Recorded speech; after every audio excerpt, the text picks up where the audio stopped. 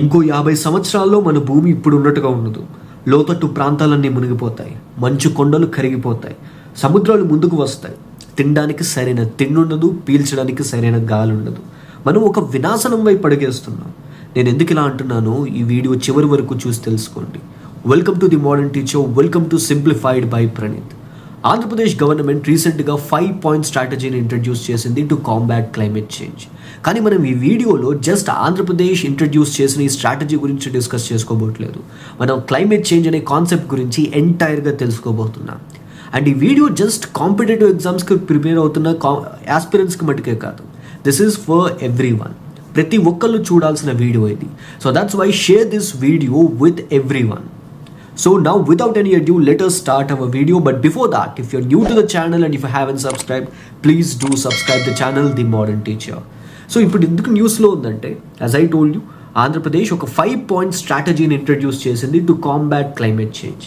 So first అసలు ఈ climate change అంటే ఏంటి, క్లైమేట్ అంటే ఏంటి, వెదర్ అంటే ఏంటి అనే దాని మీద మీకు చిన్న క్లారిటీ ఉంటే సరిపోతుంది. వెదర్ అంటే ఒక షార్ట్ టర్మ్ ఫెనామినా. ఇది ప్రతిరోజు చేంజ్ అవుతూ ఉంటుంది లేదా వారానికి ఒకసారి చేంజ్ అవుతుంది. కానీ క్లైమేట్ అనేది ఒక లాంగ్ టర్మ్ ఫెనామినా. ఇది అంటే ఓవర్ ద ఇయర్స్ మనకి ఇప్పుడు ప్రెజెంట్ నేను కాకినాడలో ఉన్నాను అనుకుందాం. కాకినాడలో ఒక టైప్ ఆఫ్ క్లైమేట్ ఉంటుంది, ఎందుకంటే ఇది సముద్ర ప్రాంతం కాబట్టి. అదే మీరు హైదరాబాద్లో ఉన్నారనుకోండి, అక్కడ ఒక టైప్ ఆఫ్ క్లైమేట్ ఉంటుంది, because it is an interior part, అది ఎటువంటి కోస్టల్ పార్ట్ కాదు కాబట్టి. అయితే ఈ లాంగ్ టర్మ్ క్లైమేట్ అనేది చేంజ్ అయ్యింది అనుకోండి, దాన్నే మనం క్లైమేట్ చేంజ్ అంటాం. సో దీనికి ఒక స్పెసిఫిక్ డెఫినేషన్ ఉంది. Climate change refers to long-term shift in temperature and weather patterns. These changes may be natural, such as through variations in solar cycle.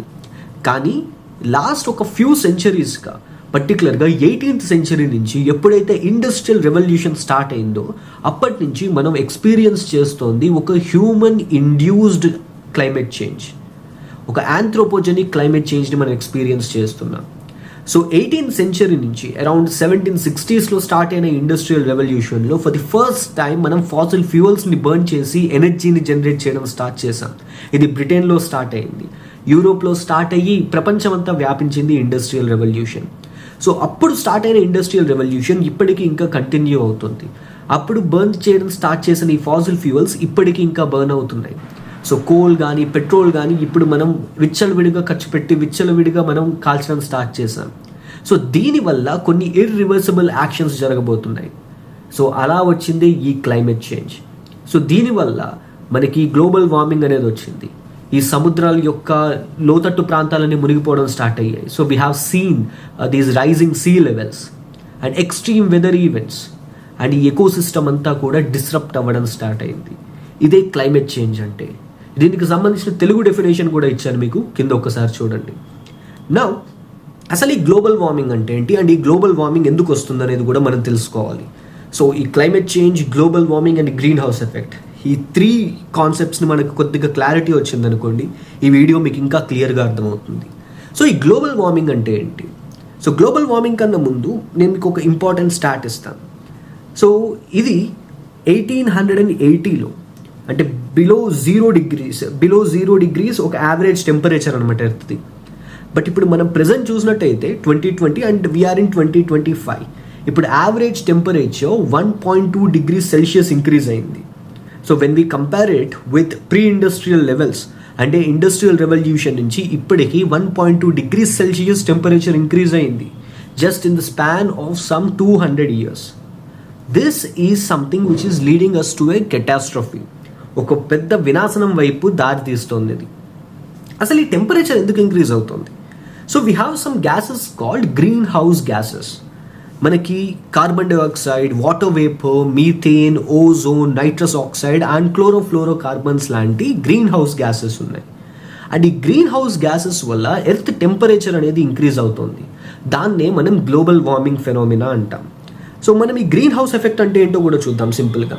So here I have a small animation to show you what this greenhouse effect is. ఇప్పుడు in జనరల్గా ఏం జరుగుతుందంటే, మన solar radiation ఉంటుంది కదా, అంటే sun నుంచి వచ్చే రేస్, ఇన్ఫ్రారెడ్ రేస్ ఉంటాయి. ఇవి ఎర్త్ సర్ఫేస్ని హీట్ చేస్తాయి అన్నమాట. సో జస్ట్ లైక్ దిస్, ఆ సన్ నుంచి లైట్ వస్తుంది, ఆ సన్ లైట్తో పాటు కొద్దిగా హీట్ని కూడా క్యారీ చేస్తుంది అనమాట. మనం వాటిని ఇన్ఫ్రారెడ్ రేస్ అంటాం. అండ్ ఈ ఇన్ఫ్రారెడ్ రేస్ ఎర్త్ యొక్క టెంపరేచర్ని పెంచుతాయి, ఎర్త్ యొక్క సర్ఫేస్ టెంపరేచర్ని పెంచుతాయి. సో ఇప్పుడు మీరు చూసినట్టయితే కింద ఆ భూమి అంతా వేడిగా అవుతుంది.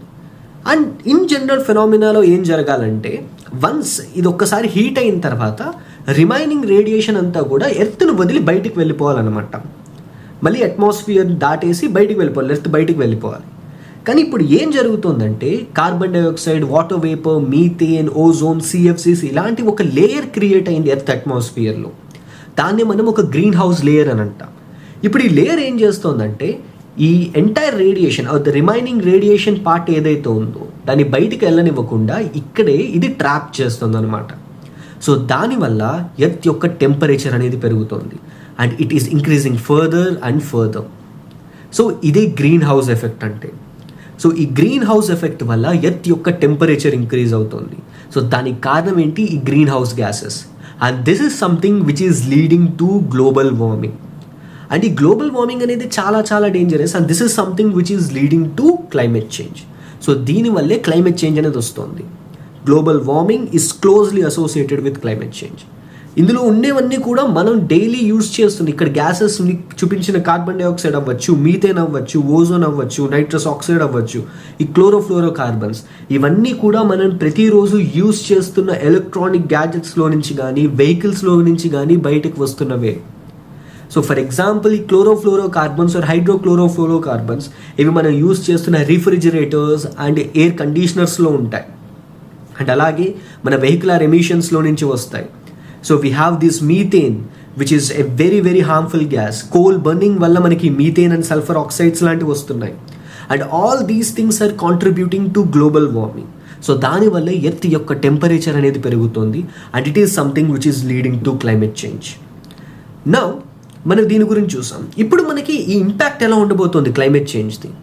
ఇందాక మీకు స్టార్టింగ్లో చెప్పాను, సిన్స్ ఇండస్ట్రియల్ రెవల్యూషన్ మొదలైనప్పటి నుంచి ఇప్పటికీ టెంపరేచర్ 1.2 degrees Celsius పెరిగింది. ఇది 1.5 degrees Celsius దాటిందనుకోండి, the changes are going to be irreversible. అంటే మీరు ఎన్ని మొక్కలు నాటినా, ఎంతలా మొత్తం ఏసీస్ అన్ని కట్టేసి బయటికి వెళ్ళకుండా ఇంట్లో కూర్చున్నా కానీ కొన్ని చేంజెస్ని మటుకు మీరు మళ్ళీ వెనక్కి తీసుకుని రాలేరు. ఫర్ ఎగ్జాంపుల్ మీకు ఒక సింపుల్ ఎగ్జాంపుల్ చెప్తాను. కోవిడ్ టైంలో మనం 1 సంవత్సరం పాటు ఇంట్లో ఉన్నాం. అప్పుడు మనకి స్టార్టింగ్లో ఇన్స్టాగ్రామ్లో కానీ లేకపోతే ఫేస్బుక్లో కానీ కొన్ని పోస్టులు బాగా వైరల్ అయ్యాయి. జనాలు ఇంట్లో ఉండడం వల్ల ఈ పక్షులు అవన్నీ బయటకు వచ్చాయి అండ్ పొల్యూషన్ అంతా క్లియర్ అయింది అని చెప్పి మనం కొన్ని చూసాం. 1.5 degrees Celsius దాటిందనుకోండి, మీకు ఇలాంటివి కూడా ఎప్పుడు కనిపించవు. మీరు ఇంట్లో కూర్చుని తాళాలు వేసి కూర్చున్నా కానీ మీ వినాశనం ఇంటి బయట ఉంటుంది. So that is how it is going to be. So 1.5 degrees Celsius దాటిన తర్వాత ఒక్కొక్క న్యాచురల్ పార్ట్ వెళ్ళిపోవడం స్టార్ట్ అవుతుంది.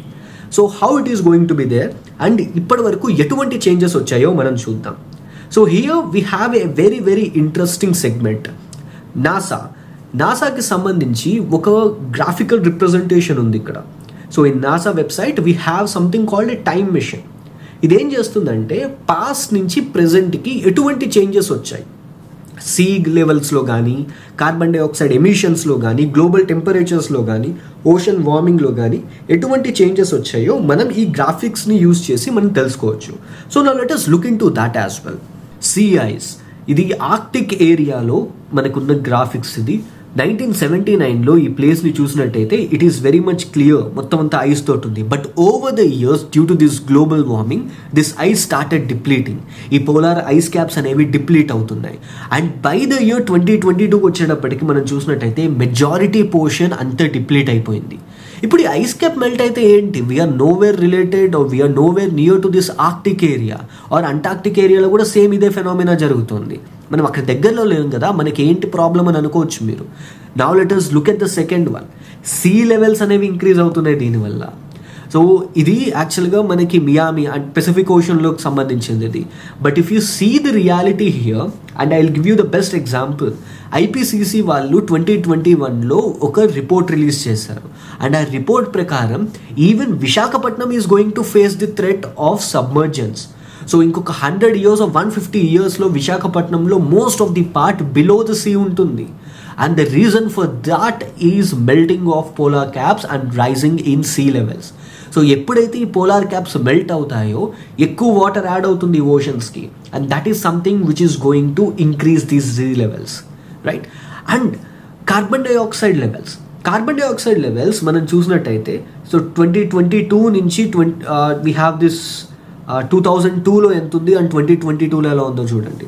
And with in a span of some 20 ఇయర్స్లోనే ఈ టెంపరేచర్, ఈ కార్బన్ డైఆక్సైడ్ లెవెల్స్ అనేవి కంప్లీట్గా ఇంక్రీజ్ అయిపోయాయి.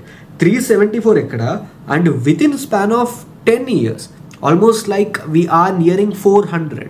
So at present more than 420 parts per million ఉంది మనకి carbon dioxide levels in atmosphere. So this shows very much clear, it is very much clear and evident that we are completely depleting our natural resources for our benefits. And దీనివల్ల ఎంత పెద్ద catastrophe వస్తుందో చూడండి. And in the similar way when you look at the global temperatures, 1884లో ఎలా ఉందో చూడండి world temperature. So if it is blue it means that అక్కడ టెంపరేచర్ అనేది తక్కువ ఉంది. జస్ట్ ఇన్ ఆఫ్రికా మనం మిగిలిన అన్ని ప్లేసెస్లో చూస్తే టిల్ 1900s వరకు mostly it is blue, means అది అక్కడ కోల్డ్ టెంపరేచర్స్ ఉన్నాయి. But once if we cross this 1990s and 1980s, almost entire earth అంతా కూడా ఈ టెంపరేచర్ అనేది రైజ్ అవ్వడం స్టార్ట్ అయింది. ఆన్ అన్ యావరేజ్ ప్రతి ప్లేస్లో కూడా మనకి 3 to 4 degrees Celsius అనేది టెంపరేచర్ పెరిగింది. సో గ్లోబల్ టెంపరేచర్స్ అనేవి రైజ్ అయ్యాయి. And the reason for that is industrial revolution and the nuances of industrial revolution. And ice sheets, మన ఆర్క్టిక్ అండ్ అంటార్క్టిక్ ఏరియాలో ఉన్న ఈ ఐస్ షీట్స్ అనేవి మెల్ట్ అయ్యాయి. Now let me tell you another one more interesting and important thing here. Forget about Arctic for a while. Antarctic is much more dangerous. Antarctic ice sheet కనుక melt అయిందనుకోండి ఏం జరుగుతుందో తెలుసా? Number 1, yes it will result in rise in sea levels అనేవి పెరుగుతాయి. But at the same time ఈ Antarctic ice sheet కింద మనకి హ్యూజ్ మీథేన్ రిసోర్సెస్ ఉన్నాయి. అండ్ ఈ మీథేన్ అనేది బయటికి కంప్లీట్గా రావడం స్టార్ట్ అవుతుంది. సో అట్మాస్ఫియర్లో ఈ మీథేన్ లెవెల్స్ అనేవి పెరుగుతాయి. And that is something which will aggravate this climate change, and these greenhouse gases will increase and it will aggravate this climate change further. ఈ క్లైమేట్ చేంజ్ అనేది ఇంకా ఎక్కువ పెరగడం స్టార్ట్ అవుతుంది, right? So that's why this is something which will leads to catastrophe. Now let us look at this ocean warming. ఈ ocean warming again this is something which is very interesting.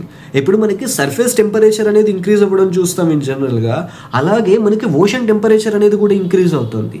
ఇప్పుడు దీనివల్ల ఏమవుతుంది? Once ఒకవేళ ocean temperature increase అయిందనుకోండి, మనకి ఓషన్స్లో లో pressures అనేవి create అవుతాయి. ఆ లో ప్రెషర్స్ క్రియేట్ అయితే మనకి తుఫాన్స్, cyclones or different regional names ఉంటాయి వీటికి, హరికేన్స్ అంటారు కొన్ని ప్లేసెస్లో. సో ఇలాగ మనకి అరౌండ్ ది ఎర్త్ ప్రతి ఓషియానిక్ బాడీలో, ప్రతి వాటర్ బాడీలో ఈ సైక్లోన్స్ లాంటి ఎక్స్ట్రీమ్ వెదర్ ఈవెంట్స్ వస్తాయి.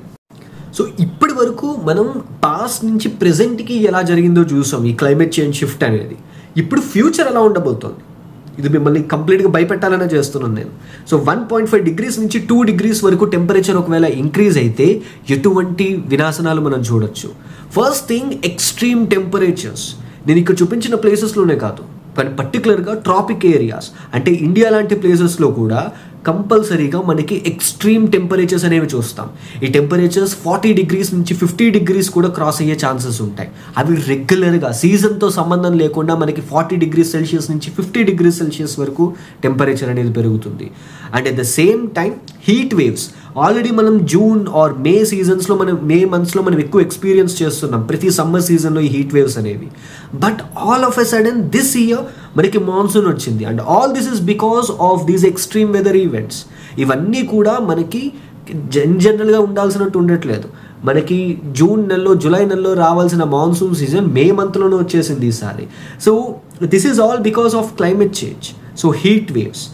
Next we have water availability scarcity. So water availability అనేది కంప్లీట్గా తగ్గిపోతుంది. ఆల్రెడీ యునైటెడ్ అరబ్ ఎమిరేట్స్ లాంటి ఏరియాస్లో లేదా మిడిల్ ఈస్ట్ లాంటి ఏరియాస్లో వాటర్ లెవెల్స్ అనేవి తగ్గిపోయాయి. అండ్ ఈ టెంపరేచర్ అనేది ఇంకా పెరుగుతూ వెళ్ళింది అనుకోండి, ఈ క్లైమేట్ చేంజ్ ఇంపాక్ట్స్ వల్ల ఈ వాటర్ అవైలబిలిటీ అనేది ఇంకా తగ్గిపోతుంది. సో మిడిల్ ఈస్ట్ లాంటి ప్లేసెస్ ఎక్కువ స్కేర్సిటీని ఫేస్ చేయబోతున్నాయి దీనివల్ల. And extreme precipitation. ఏ ఏరియాస్లో అయితే అసలు వర్షాలు పడబో, ఫర్ ఎగ్జాంపుల్ కెనడా కానీ, లేకపోతే parts of United states of America, Alaska, లేదా ఆర్క్టిక్, గ్రీన్లాండ్, రష్యా, ఈ నార్థన్ పార్ట్స్, ఈ నార్థన్ మోస్ట్ పోలార్ రీజన్స్ ఏ ప్లేస్లో అయితే వర్షాలు పడవో ఆ ప్లేసెస్లో వర్షాలు పడడం స్టార్ట్ అవుతాయి. And this is something like అక్కడున్న ఐస్ని మొత్తం మెల్ట్ చేయడానికి ఇది one of the reason and recipe for disaster. Then impact on biodiversity and ecosystem. చిన్న చిన్న ఇన్సెక్ట్స్ అన్ని ఈ టెంపరేచర్ని తట్టుకోలేక చచ్చిపోతాయి. దానివల్ల పాలినేషన్ అనేది ఆగిపోతుంది అండ్ దానివల్ల ట్రీ కవర్ అనేది తగ్గిపోతుంది. And again this is something which will result in to great disaster. Then forest మీద ఎటువంటి ఇంపాక్ట్ ఉంటుంది? So because of this rise in temperature and its అట్మాస్ఫియర్లో హ్యూమిడిటీ తగ్గిపోయింది అనుకోండి, అట్ ద సేమ్ టైం మనకి forest fires అనేవి పెరుగుతాయి. రీసెంట్గా మనం కాలిఫోర్నియాలో మ్యాసివ్ వైల్డ్ ఫైర్స్ చూసాం. అండ్ ఇలాంటి ఈవెంట్స్ ఇంకా ఎక్కువ తరచుగా జరగబోతున్నాయి. And this is because of climate change. And oceans మీద ఎటువంటి ఇంపాక్ట్ ఉంటుంది? మనం ఆల్రెడీ చూసాం, ఆర్క్టిక్ అండ్ అంటార్క్టిక్ ఏరియాలో ఉన్న ఐస్ షీట్స్ అన్నీ కూడా మెల్ట్ అవ్వబోతున్నాయి. అండ్ దీనివల్ల సీ లెవెల్స్ అనేవి రైజ్ అవుతాయి. అండ్ దానివల్ల ఈ చుట్టుపక్కల కోస్టల్ సిటీస్ అన్నీ కూడా సబ్మర్జ్ అయ్యే ఛాన్సెస్ ఉన్నాయి. దెన్ మెరైన్ లైఫ్ మీద కూడా గ్రేట్ ఇంపాక్ట్ ఉంటుంది. ఇప్పుడు మెరైన్ లైఫ్కి దీనికి సంబంధం ఏంటి? ఆ మెరైన్ లైఫ్ మీద ఇంపాక్ట్ ఉంటే మనకేంటి అని చెప్పని అనుకోవచ్చు, చెట్లు ఉండేవి భూమి మీద కదా అని చెప్పి. But let me tell you a very very interesting and important thing. మనకు వస్తున్న మోస్ట్ ఆఫ్ ది ఆక్సిజన్ ఈ చెట్ల వల్ల రావట్లేదు. It is because of phytoplanktons which are residing beneath this water. ఈ సముద్ర గర్భంలో ఉన్న ఫైటోప్లాంక్టాన్స్ అనే special type of aquatic plants. So అవి క్రియేట్ చేస్తున్న ఆక్సిజన్నే మనం పీల్చుకుంటున్నాం. బట్ ఈ ఓషన్ టెంపరేచర్స్ పెరిగే కొద్దీ ఈ ఫైటోప్లాంక్టోన్స్ అనేవి చచ్చిపోతాయి. అండ్ అలాగే మనకి కొరల్ రీఫ్స్ ఉంటాయి. ఈ coral reefs they are home and they are breeding areas for these marine life. అవి కూడా చచ్చిపోవడం స్టార్ట్ అవుతాయి. Then impact on humans. ఈ టెంపరేచర్స్ పెరగడం వల్ల పర్టికులర్గా అర్బన్ ఏరియాస్ ఫస్ట్ ఈ టెంపరేచర్ని ఫేస్ చేస్తాయి. And it will compulsory lead to decrease or diminish this economic activities. Food shortages వస్తాయి అండ్ ఎకనామిక్ ఇంపాక్ట్ ఉంటుంది. దీనివల్ల అగ్రికల్చర్ ప్రొడక్టివిటీ తగ్గిపోతుంది. సో ఇన్ దిస్ వే మనం చూసినట్టయితే ఈ టెంపరేచర్ 1.5 degrees నుంచి 2 degrees వరకు పెరిగిందనుకోండి, ఏ విధంగా చూసినా అన్ని విధాలుగా ఒక అష్టదిగ్బంధనంలాగా ఉందన్నమాట ఇది. సో కంప్లీట్గా మనం ఒక డిజాస్టర్ వైపు అడిగేస్తున్నాం, రైట్? అయితే ఇప్పటి వరకు నేను అన్నీ మీకు నెగిటివ్సే చెప్పాను. ఈ నెగిటివ్స్లో నుంచే మనం కొన్ని పాజిటివ్స్ కూడా తీసుకుందాం. అంటే ఏంటి? మనం ఎటువంటి స్టెప్స్ తీసుకోబోతున్నాం, ఎటువంటి స్టెప్స్ తీసుకున్నాం ఇప్పటి వరకు ఈ క్లైమేట్ చేంజ్ని ఎదుర్కోవడానికి, మనం దాని గురించి కూడా తెలుసుకుందాం. So for example we have these global institutions which are fighting against this climate change. మనకి inter governmental panel on climate change, IPCC లాంటి ఆర్గనైజేషన్స్ ఉన్నాయి. సో ఈ ఐపీసీసీ వాళ్ళు ప్రతి ఇయర్ ప్రతి 2 yearsకి ఒకసారి ఒక ప్రాపర్ ఫ్రేమ్వర్క్ తీసుకొస్తారు. So we have some of the greatest and some of the regarded fellow researchers and what they are doing. So వాళ్ళు కంప్లీట్గా రిపోర్ట్స్ రాసి పాలసీ మేకింగ్లో చాలా హెల్ప్ చేస్తున్నారు. సో అన్ని కంట్రీస్కి హెల్ప్ చేస్తారు. Inter governmental panel on climate Change which is an offshoot of United Nations. So World Meteorological Organization and United Nations Environment ప్రోగ్రామ్కి సంబంధించింది ఐపీసీసీ అనేది. అండ్ వాళ్ళు రిలీజ్ చేస్తున్న రిపోర్ట్స్ బేస్ మీదే ప్రతి కంట్రీ కూడా వాటి యొక్క క్లైమేట్ చేంజ్ పాలసీస్ని అడాప్ట్ చేసుకుంటున్నాయి. అండ్ అలాగే మనకి UNFCCC ఉంది, United nations framework convention on climate change. So వీళ్ళు ప్రతి సంవత్సరం కాన్ఫరెన్స్ ఆఫ్ పార్టీస్ అనే ఒక గ్రూప్ యొక్క ఈవెంట్ని చేస్తారు. COP30 నెక్స్ట్ బ్రెజిల్లో జరగబోతుంది అండి. ఈ ఇయర్కి 2025 జరిగే COP30 ఆర్ COP30 బ్రెజిల్లో జరగబోతుంది. అండ్ ఈ UNFCCC and United nations framework convention on climate చేంజ్కి అగ్రిమెంట్ సైన్ చేసిన కంట్రీస్ అన్నీ కూడా, సిగ్నేటరీ కంట్రీస్ అన్నీ కూడా ఈ COP30లో మీట్ అయ్యి ఈ క్లైమేట్ చేంజ్కి ఎటువంటి ప్రివెంటివ్ మెజర్స్ తీసుకోవాలని చెప్పి ఇందులో వాళ్ళు డిస్కస్ చేసుకుంటారు. So in this way we have these global institutions which are fighting very hard to control this climate change. But still only international లెవెల్లో ఉంటే సరిపోదు. నేషనల్ లెవెల్లో ప్రతి కంట్రీ కూడా ఒక ప్రాపర్ ఫ్రేమ్వర్క్ తోటి క్లైమేట్ చేంజ్ని బీట్ చేయాలి. And are we doing our best? Yes, India is fighting against this climate change very well. So we are progressing very well. First, India is one of the largest contributors of carbon dioxide. మనకి colonial past ఉన్నా మనం we don't have any past. So in జనరల్గా if you see this industrial revolution, we have European countries. ఈ European కంట్రీసే మొత్తం carbon డైఆక్సైడ్ని కానీ ఈ fossil fuels అన్నిటిని బర్న్ చేసి వాళ్ళే ఈ పొల్యూషన్ అంతా క్రియేట్ చేస్తారు. But India at present we are the largest or third largest contributor or the second largest as a country contributor of carbon dioxide after China. కానీ మనకి ఎటువంటి పాస్ట్ లేదు. But still what we're doing, మనం ఆ బ్లేమ్ని మనం carry out చేయకుండా what we are doing is we are progressing very well to control this climate change. So సింపుల్గా చెప్పాలనంటే మనం డొమెస్టిక్ లెవెల్లో ఉజ్వల యోజనని తీసుకొచ్చాం. ఉజ్వల యోజన ఏంటి? ప్రతి హౌస్ హోల్డ్కి కూడా ప్రీవియస్గా ఆర్థోడాక్స్ వేలో మనం ఈ కుకింగ్ కోల్ యూజ్ చేసి వంటలు వండేవారు అనమాట విలేజెస్లో. ఇప్పుడు దాన్ని రీప్లేస్ చేస్తూ సబ్సిడైజ్డ్ ప్రైస్కి Ujjwala Yojana free gas cylinders ఇచ్చారు రూరల్ హౌస్ హోల్డ్స్లో. సో దానివల్ల ఏమైంది? ఈ కుకింగ్ కోల్ నుంచి వచ్చే పొగని కానీ ఈ పొల్యూషన్ని కానీ మనం కంట్రోల్ చేసాం డొమెస్టిక్ లెవెల్లో. ఆ లెవెల్ నుంచి ఇంటర్నేషనల్ సోలార్ అలయన్స్ ISA అలాంటి ఆర్గనైజేషన్ సెట్ చేసే వరకు మనం ఎదిగామన్నమాట. So that shows how broad our climate change action policy is. And in the similar way గ్లాస్గోలో జరిగిన COP26 కాన్ఫరెన్స్ ఆఫ్ పార్టీస్ 26లో ఇండియా పంచామృత్ అనే ఒక స్ట్రాటజీని కూడా తీసుకొచ్చింది. And through this strategy we adapted 5 important areas. So 5 plans 5 యాక్షన్స్ని మనం చేయబోతున్నాం by the year 2030 and 2070. So non Faasil energy కెపాసిటీని 500 GW పెంచాలి బై ద ఇయర్ 2030. అండ్ అలాగే 50% ఆఫ్ అవర్ ఎనర్జీ రిక్వైర్మెంట్స్ అన్నీ కూడా రెన్యూవబుల్ ఎనర్జీ నుంచి రావాలి by the year 2030. And 1 billion carbon ఎమిషన్స్ని తగ్గించాలి. అండ్ కార్బన్ ఇంటెన్సిటీని 45% కన్నా తక్కువ తగ్గించాలి by the year 2030. And net జీరోని బై ద ఇయర్ 2070 కల్లా అచీవ్ చేయాలి. సో ఇన్ దిస్ వే ఈ పంచామృత్ అనే స్ట్రాటజీ తోటి మనం ఈ క్లైమేట్ చేంజ్ని బీట్ చేయడానికి రెడీగా ఉంటాం. So this is at national level. కానీ స్టేట్స్ ఏం చేస్తున్నాయి? బికాస్ మనకి ఈ క్లైమేట్ చేంజ్ లాంటి దాంతో ఫైట్ చేయాలి అని అంటే నేషనల్ లెవెల్లోనూ ఇంటర్నేషనల్ లెవెల్లోనూ ఉంటే సరిపోదు. సో స్టేట్స్ కూడా ఒక ప్రాపర్ మెజర్స్ తోటి ఒక ప్రాపర్ యాక్షన్ ప్లాన్ తోటి ఈ క్లైమేట్ చేంజ్ని ఫైట్ చేయాలి. And what these states are doing? So even Indian states they are performing very well. For example ఇక్కడ నేను ఒక 3 ఇంపార్టెంట్ స్టేట్స్ని తీసుకున్నాను. And apart from these 3 there are few other states as well like Maharashtra, Himachal Pradesh. అవి కూడా చాలా బెటర్గా పర్ఫార్మ్ చేస్తున్నాయి. For example we have this Gujarat. Gujarat is championing this solar energy. When it comes to solar energy, no other state can beat this Gujarat. Because వాళ్ళు solar ఎనర్జీకి సంబంధించి అటువంటి policies తీసుకొచ్చారు. They started setting up some kind of solar parks. So mostly అన్ని areas ఒక entire solar విలేజ్ని construct చేశారు వాళ్ళు. And in the similar way Kerala ఉంది. కేరళలో mangrove afforestation and climate change resilient అగ్రికల్చర్ని కూడా స్టార్ట్ చేశారు. అంటే ఎటువంటి ఎక్స్ట్రీమ్ వెదర్ ఈవెంట్స్ వచ్చినా కానీ వాళ్ళ కల్టివేషన్కి ఎటువంటి అడ్డంకి రాకుండా ఉండేలాగా క్రాప్స్ని తయారు చేశారనమాట వాళ్ళు. And green industry hub in Tamil Nadu. So Tamil Nadu వాళ్ళు నెక్స్ట్ లెవెల్కి వెళ్ళారు.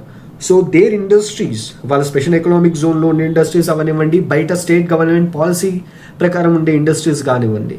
So they are following or they actually designed a plan to come up with this net zero activities in their industries. అంటే వాళ్ళు ఎంతైతే కార్బన్ డైఆక్సైడ్ బయటికి రిలీజ్ చేస్తారో అట్మాస్ఫియర్లో నుంచి ఆ కార్బన్ డైఆక్సైడ్ అంతా మళ్ళీ తీసుకుని రావాలన్నమాట. సో కార్బన్ సిక్వెస్ట్రేషన్ అంటారు దాన్ని. సో అలాగే గ్రీన్ ఇండస్ట్రీ హబ్ని కూడా తీసుకొచ్చారు.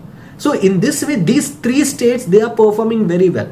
And apart from these 3 Maharashtra కానీ హిమాచల్ ప్రదేశ్ కానీ so even these states are performing very well.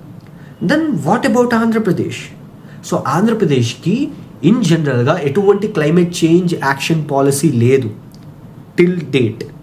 కానీ ఒక 2 days back for the first time Andhra Pradesh government కూడా ఒక యాక్షన్ పాలసీని తీసుకొచ్చింది. క్లైమేట్ చేంజ్ని కాంబాట్ చేయడానికి ఒక 5-point స్ట్రాటజీని కూడా తీసుకొచ్చింది. And this strategy is very much important. ఫ్యూచర్ని దృష్టిలో పెట్టుకుని if we follow these 5 rules and if we follow this 5-point strategy, this is not just policy, ఇంకా పాలసీలోకి రాలేదు, this is just a strategy. And దీనికి ప్రాపర్ ఫ్రేమ్వర్క్ తోటి policy కింద implement చేయాలి ఇంకా. But what we are aiming here, అసలు ఈ 5-point స్ట్రాటజీలో ఏమేమి ఉన్నాయి? One is energy efficiency. మనకి కాస్ట్ ఆప్టిమైజేషన్ ఉంటుంది, ఏదైనా ఒక దాన్ని తక్కువ డబ్బులతో చేసేయాలని అనుకుంటాం. ఇన్ ద సిమిలర్ వే మనం ఎనర్జీ ఎఫిషియన్సీ కూడా సాధించాలి. అంటే తక్కువ ఎనర్జీ తోటి మ్యాక్సిమం అవుట్పుట్ వచ్చేలాగా చూసుకోవాలి. That is what energy efficiency is. And ఇలాంటి ఎనర్జీ ఎఫిషియన్సీ లాంటి సింపుల్ టర్మ్స్ని మనం ఎక్స్ప్లెయిన్ చేయడం కన్నా ఇన్ జనరల్గా ఒక పాలసీ తయారు చేసిన తర్వాత అది ఎలా వర్క్ అవుతుందనేది చూడడం best. Then renewable energy deployment. So renewable energy solar energy అవ్వచ్చు, లేకపోతే టైడల్ ఎనర్జీ అవ్వచ్చు, because we have a very long coastal line. Wind energy అవ్వచ్చు. So in this way renewable energy డిప్లాయ్మెంట్ని పెంచాలి. And afforestation. సో ఈ ఎఫారెస్టేషన్లో మనం ఒక target పెట్టుకున్నాం అనమాట. సో ఒక సింగిల్ డేలో 1 crore సాప్లింగ్స్ నాటించాలి జనాలతోటి. సో పీపుల్ని ఇంక్లూడ్ చేసుకోవాలి మనం ఈ స్ట్రాటజీని తీసుకొచ్చేటప్పుడు. అండ్ నేను ఇయర్ 5.58 crore సాప్లింగ్స్ని నాటాలి. అండ్ విత్ ఇన్ an ఇయర్లో 5.58 crore. So in a sense almost like entire Andhra Pradesh population ఇందులో ఇంక్లూడ్ చేసినట్టు. అండ్ దీనితోటి మన స్టేట్ గ్రీన్ కవర్ని 50% పెంచాలన్నమాట బై ద ఇయర్ 2047. సో ఇలాంటి ఎఫారెస్టేషన్ అంటే స్టేక్ హోల్డర్స్ జనరల్ పబ్లిక్ని కూడా ఈ యాక్షన్ ప్లాన్లో, ఈ క్లైమేట్ చేంజ్ కాంబాట్ ప్లాన్లో కూడా మనం ఇంక్లూడ్ చేయబోతున్నాం. And global best practices around the world ఎటువంటి బెస్ట్ అండ్ వెల్ మెజర్స్ ఉన్నాయో మనం వాటిని ఇందులో ఇంట్రడ్యూస్ చేయబోతున్నాం. And state wide awareness and student campaign, as I told you, students and stake holders వీళ్ళని ఇంక్లూడ్ చేసుకుంటూ ఈ స్ట్రాటజీ ప్లాన్ మూవ్ అవ్వబోతోంది. అండ్ స్టిల్ ఇది ఇంకా ఒక స్కెలిటల్ ఫామ్లోనే ఉంది. We don't have any major policies or statutory backing లేదు దీనికి. ఎటువంటి లాస్ని కానీ ఎటువంటి యాక్షన్ ప్లాన్ని కానీ మనం ఇంకా కంప్లీట్గా తీసుకురాలేదు. This is just a strategy, ఇంకా ఒక బ్యూరోక్రటిక్ స్టేజ్లోనే ఉంది. So let see how it will shape up. So if you see this thing, let me sum up this entire thing. ఇవాళ మనం క్లైమేట్ చేంజ్ గురించి డిస్కస్ చేసుకున్నాం. అండ్ క్లైమేట్ చేంజ్ ఎంత hard and ఎంత హారిబుల్ సిచ్యువేషన్ని తీసుకురాబోతుందో మనం చూసాం. And in the similar way international లెవెల్లో, నేషనల్ లెవెల్లో అండ్ స్టేట్స్ లెవెల్లో గవర్నమెంట్స్ ఎలా పార్టిసిపేట్ చేస్తున్నాయి, ఎలా యాక్షన్ ప్లాన్స్ని తీసుకొచ్చి వాటి పాలసీస్ తోటి ఎలా ఈ క్లైమేట్ చేంజ్ని కాంబాట్ చేయడానికి ఎలా రెడీ అవుతున్నాయో మనం చూసాం. And this is all because in the future ఒకవేళ ఈ టెంపరేచర్ 1.5 or 2 degrees Celsius వరకు వెళ్ళింది అనుకోండి, ఇలా నేను చెప్పడానికి నేనుండను, వినడానికి మీరుండరు, ఈ ఎర్త్ ఇలా ఉండదు. So if you found this video informative, please like, share and subscribe and share this video with everyone. Signing off, your modern teacher.